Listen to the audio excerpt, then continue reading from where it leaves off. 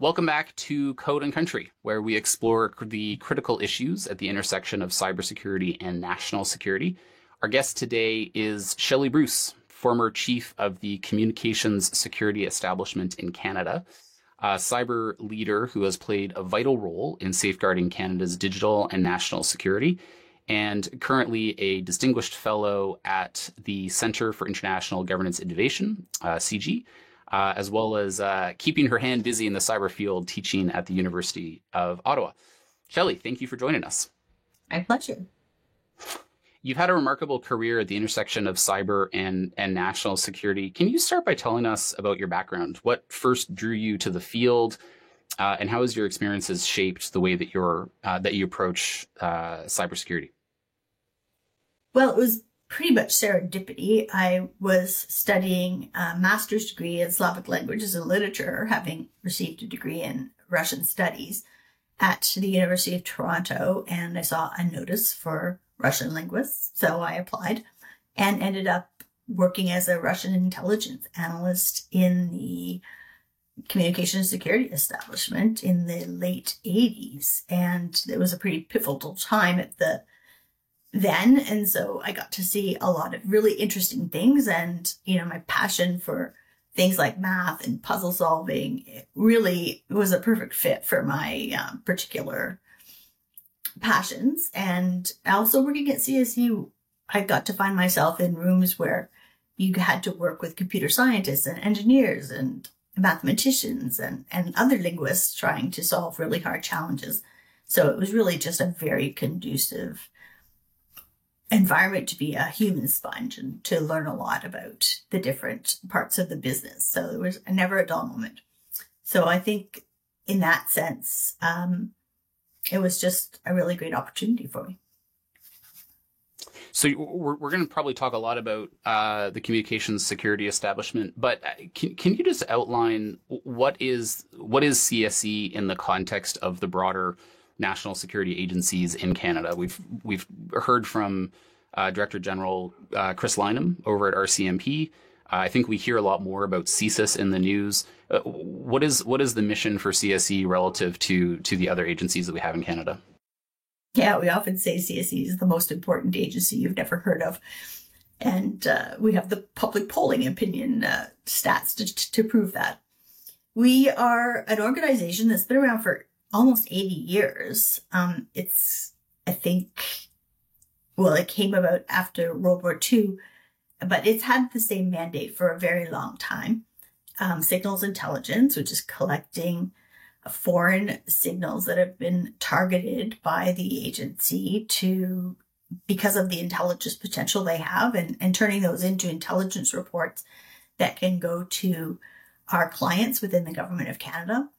And the other half of the mandate has historically been, how do you defend against people like us who are going after communications? So it was really the communications security mandate, which turned into IT security, which then turned into cybersecurity. So it's just been an evolution over time. And both of those mandates have been around since the mid-40s, but have recently been expanded with the legislation that came in 2019 to include foreign cyber operations. So the natural extension of the signals intelligence realm and the cybersecurity operations that we run is then taking action. And so through cyber defense operations or through active cyber operations, affecting changes through the internet that will allow Canada to have a better position when it comes to international affairs, security, defense, or cybersecurity. So it really is a multi-part cyber-centric mandate, and it's all consolidated in one agency.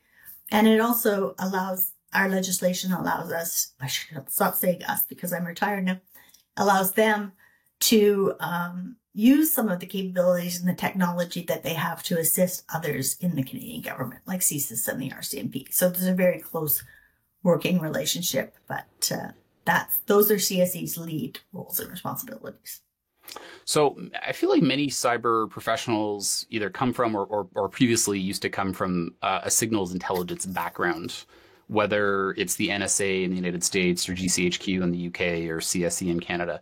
Um, but in my mind, it's a bit fuzzy. Like, what is the distinction between true signals intelligence, cyber defense operations, and foreign cyber operations, as you articulated? So I've already just alluded to some of that, but just go a little bit deeper. There are 5 different parts to the mandate, and SIGINT is really about collecting or accessing the foreign communications or other emissions, not just communications, a broad spectrum of activity that are targeted for their intelligence value. The cybersecurity operations in our legislation allow the cybersecurity branch, the 2 main branches within CSE, they are responsible for securing the Government of Canada networks, which are quite large. There are over 350,000 users, millions of devices. There are national critical infrastructure included in that, like bridges and dams. It's not just a pan-Canada networks, but they're also international outposts, for example, for our global affairs department. So it's a very big network, so they get to protect that, as well as any other infrastructure that's important to the Government of Canada. So the Cyber Centre in this branch is really responsible for national critical infrastructure as well, or anything else the government deems important. There's lots of rules on what qualifies and how requests are made for assistance, but it's a pretty big scope.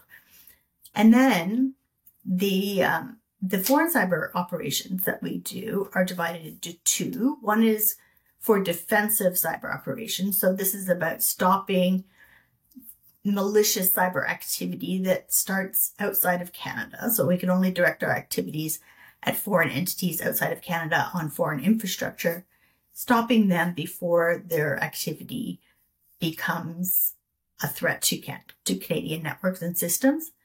And there's another aspect of the foreign cyber operations called active cyber operations. So this is where you might want to interfere with or disrupt activities on a broader scope, from terrorism through to cybercrime, if you want. This is about taking action against individuals online to disrupt their malicious activities or to give Canada an advantage in international affairs, perhaps. So is it fair to say, we could maybe think about SIGINT in real world terms? We could maybe think about signals intelligence or SIGINT as, I don't know, looking, analyzing radio waves, whereas cyber operations are, how do we hack the ransomware gangs before they hack us? Yes, absolutely. And then there's the cyber defense mission as well, which is about protecting the government and other critical infrastructure. But I think the one of the sticky areas of defensive operations is that for commercial companies, my understanding is that government agencies do not have the authority necessarily to go and actually conduct active cyber defenses for those commercial companies, i.e., if I have a small business and a ransomware gang is coming after me, a government agency is not necessarily logging into my network to defend. That there's some limitation on the ability to actually conduct defensive actions without actually working with them. Is that fair to say? There are provisions if you were a small company that was also part of national critical infrastructure and important in that way. There could be an arrangement where CSE would go in through the Cyber Center and work with you to help eradicate the threat on your networks and to act defensively in that way. That requires, request letters and ministerial approvals, and there's lots of legislative requirements and guardrails to make sure that the authority is not abused. But in general, it is not the role of CSE to act as the goalie for every organization in Canada. We simply doesn't scale that way. Well, I'm usually not a fan of sports metaphors, but I at least appreciate the hockey reference as opposed to another one. I'm super curious. I mean, you've spent your career at CSE. I'm sure that you've seen both individual cyber incidents that have occurred as well as potentially some trends. I'm curious, what are some of the key inflection points that you've witnessed over the last 10, 20 years that made you realize just how high the stakes really are when it comes to cyber? Sure. I guess I could speak about my initial introduction to this cyber threat space was in the late 90s. And it had to do with, I don't know if you've heard of Moonlight Maze, which is a Russian cyber intrusion set that was really targeting universities and Western governments, especially in the US. And so at the time, we were really entrenched in the Cold War mentality, just coming out of that into the shift and really seeing everything under this cloak of national security and counterintelligence. So there was a lot of effort at really trying to contain this and keep it very covert, the conversations, and within very small circles. It's almost laughable now, but we used to, when there was a victim in Canada, we would get on a plane with briefcases full of data and go and talk to them about what was happening on their networks. We wouldn't really give them that much information. And then, oftentimes we would take their servers and not get back to them, or the feedback loop was not extraordinary. I think there have been some big shifts from that time when it was felt a little bit more of a spy versus spy, or of a you can almost deal with these threats serially because they were infrequent enough and big enough that you could kind of wrap your mind around them. If you fast forward to today, it's quite different. It's more like less spy versus spy, and a little bit more like maybe the cyber cantina at Mos Eisley, trying to really take stock of all the different characters and threat groups that are out there. So it's quite a large commons right now, and the threat surface is enormous. And the good news is that the people who were battling these threats have really shifted their tactics as well. So you will see that there's a lot more collaboration. There's a lot more effort at trying to desensitize, sanitize, and declassify threat intelligence and get it out there, and a lot more collaboration amongst different players, both domestically and internationally. So if you look today, you'll see things like multi-badged reports on Volt Typhoon intrusions, threats that are now being shared through social media. So I think that sort of shows over 25 years of a wholesale shift in the way we think about our approach to tackling cyber threats. I do want to follow up with you on Volt Typhoon, but maybe just before we get there, I'm really curious. I mean, there have been some very notable cyber incidents or campaigns. I'm thinking about things like Stuxnet. For me, was one area where we actually saw a crossover from digital threats to actually having physical or kinetic impacts. I'm just curious, what was it like from your vantage point, being quote on the inside when these things either occurred or went public? I think Stuxnet is a really great example of a seminal moment in the cyber evolution, because you get to see just how audacious some of these attacks can be, and also just what the potential risks are in them, as you've described the kinetic risk as well.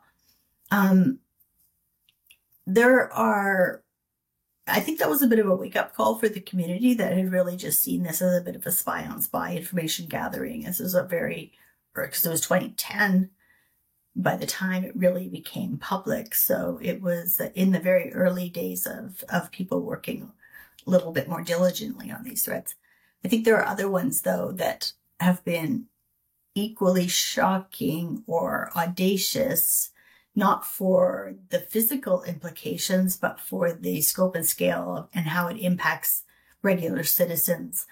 I think about the Newfoundland case where almost the entire population was affected by a breach or ransomware attack against the health system, and the impact that it had on people thinking about the sensitive medical information that was potentially at risk and the disruptions that came to the medical system that really could have had life and death implications if things went the wrong way. So I think every year we see new examples of how, the breadth and scope and depth and impact can be beyond what we had imagined. So you mentioned Vault Typhoon. I guess for context, I first started tracking Vault Typhoon late last year when some of those multi-branded threat intelligence reports that you mentioned coming from CSE and the Cyber Center and NSA and so forth talked about effectively a campaign of Chinese pre-positioning attacks to largely consumer-oriented home routers.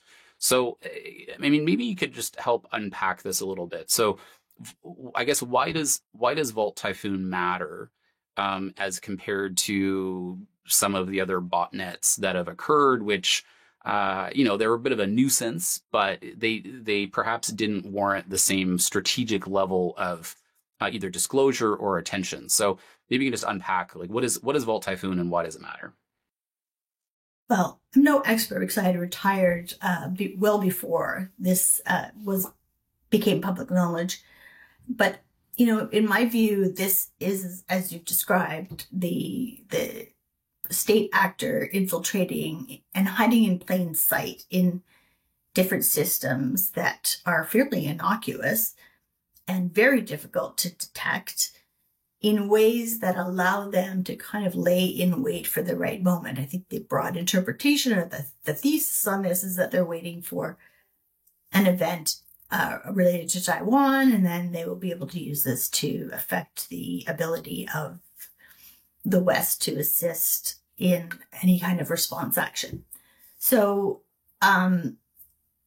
I think this is, we talk a lot about intelligence gathering operations or destructive operations. This is an example of maybe that laying in wait and having that strategic toehold to act when it's necessary. And this is going to maybe strike a little bit of fear in the hearts of people who are wondering whether or not their systems are being used as those strategic positioning points. If a foreign government agency or adversary has successfully pre-positioned themselves on a bunch of home routers inside some utility companies, what could the impact look like if they wanted to activate this? So, are we talking about power being turned off? Are we talking about simply losing the ability to stream Netflix? What is the scope or severity of the impact that this could have should this capability be leveraged? Well, I guess it depends on where they are and what their intentions are. It's very easy to imagine some pretty catastrophic arrangements, especially if the pre-positioning is in the operational technology networks of major industries or critical infrastructure that could disrupt or take offline services and critical, things that Canadians rely on. I don't think we actually can, there's no formula. It's really a strategic tool that states will use to make sure that they can understand what's happening. They'll understand if they're pre-positioned and understanding the changes that are happening in the network, they'll always be ready. And, it can be part of their plan during hostilities or other escalations to use that point of presence to their advantage. We often talk about an information advantage, but this would be an operational advantage, perhaps. I wonder, are there maybe any parallels we could draw from the Ukraine conflict? I seem to recall some news articles, in particular in 2014 with the first invasion of Crimea, around cyber attacks targeting power companies, private power companies, and actually having real impact, despite being just a cyber attack, quote unquote, of having real impact on the ability to distribute power. I'm wondering, are there any lessons or examples that we can learn from what happened in the cyber domain with the Ukraine conflict? The Ukraine has been hit relentlessly since 2014, especially. And so they have a decade of resilience building under their belt. And we would be really well advised to pay attention to that. As the more recent Russian incursion to Ukraine happened, we got to see a different kind of cyber activity, sort of hand in hand with the kinetic activity. And I think what Ukraine was able to do really quickly was to ratchet up the public-private collaboration that could maybe move them to a slightly different place. The Western governments and the Western tech firms that they worked with really gave them an information advantage, whether that was by moving to cloud very quickly or getting their critical data into safe havens, maybe offshore, or decentralizing and getting some redundant comms capacity, and also sharing cyber threat information. There was lots of great information in both the public and the private domain in this regard. So it was important for them to be collaborating with all of these organizations sort of as a whole. They also did a really good job of sort of looking internally to see how they could muster their own cyber capabilities. And I think at the last count, the IT army of Ukraine had about 300,000 people on its social media network. So a subset of that could have been a part of a sort of civilian unofficial force to be helping them out with some of the activities they needed to take on in the struggle with Russia.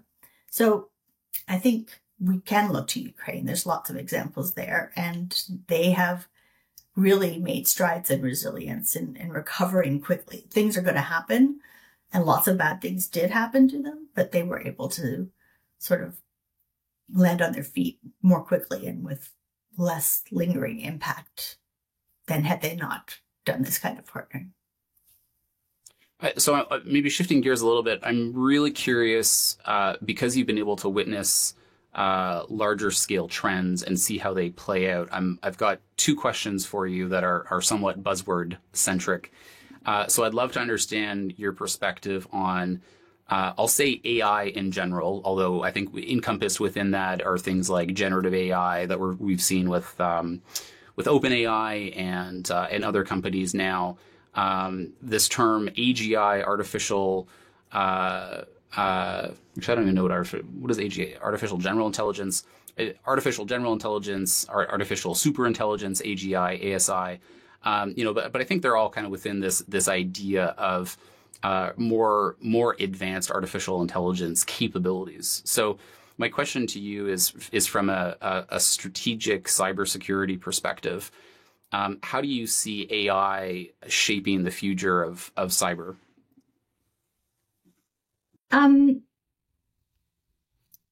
It's a good question. I think it's a bit of an arms race right now, but you can imagine how this can help on both the cyber defense side, but also be a challenge on the cyber offense side. And, defensively, you have to imagine that this will have a great impact on our ability to threat model, to see patterns and heuristics that otherwise wouldn't necessarily be picked up by our systems. The breadth of the censoring networks that are out there and having to be able to tip and queue across all of those endpoints, I think this is another potentially refinement that can be very helpful. Also, just basic tasks that are done in the SOCs for analysis and forensics. I think that can take the load off some of the humans in the chain and maybe help with our workforce challenge, because it's very difficult to find enough skills out there. And also maybe looking more deeply at supply chain and really understanding and digging deep into what actually are the components and where there may be vulnerabilities hidden or sandwiched between different applications. So I think on the defense side, there are obviously really great applications, and I think we're all looking forward to how they can help us understand our environment and keep our situational awareness really honed. On the other hand, on the offensive side, we can imagine threat actors using this to really help mine for vulnerabilities and exploitations, and to maybe create malware that's a little bit more dynamic and doesn't need to have even the cybercrime marketplace people involved anymore, that can be a little bit more autonomous. We already know that the quality of social engineering in phishing and spear phishing attacks is going up. So again, I guess it's a matter of us trying to use the technology that's emerging for good, and making sure that we're aware of how it can be deployed by the other side. My sense is that this is a rising tide that's going to float all boats, both good guy boats and bad guy boats. But in my mind, there's an element of speed. I mean, it is accelerating the pace at which bad guys can find vulnerabilities and build exploits. At the same time, one hopes, and to your point, one hopes it'll also increase the speed of defenders being able to analyze a ton of data very quickly, hopefully reducing the dwell time that bad guys have access into the networks. But speed is a key issue. I think the other question that is topical right now, and just coming from the SIGINT as well as the cyber side, I'm super curious about your take on quantum. Maybe to set the stage, my interpretation is that quantum will have an impact in a lot of areas of compute, but one of the key ones is around encryption. And a lot of the traditional historical cryptography has been built in such a way that it could be vulnerable should quantum computing A, be real, and B, arrive on the scene in a short period of time. So I'm really curious, what are your thoughts on quantum? How close are we to Q day, when quantum computing actually arrives, or has it actually arrived, perhaps in secret? And what are organizations, what should organizations be doing today to prepare? Well, I think you heard me say at the beginning that I was a Russian linguist, so I don't pretend to be an expert on any of the quantum aspects, but my impression is that it's coming, and every day I suppose we get closer, because that's the way time works, but we don't know for certain when there will be a cryptologically or cryptographically relevant quantum computing capacity. At the same time, we also have seen that states are stockpiling communications that are currently encrypted for the exact reasons that you have outlined, because one day quantum computers will be able to break them. So secrets that exist today may be relevant 10 years or whenever there is a cryptographically relevant quantum computer. So people are starting now to take action to switch to algorithms which are quantum resistant. And CSE has been working for some time with NIST to create different protocols. There are 4 algorithms that are out there now that are approved.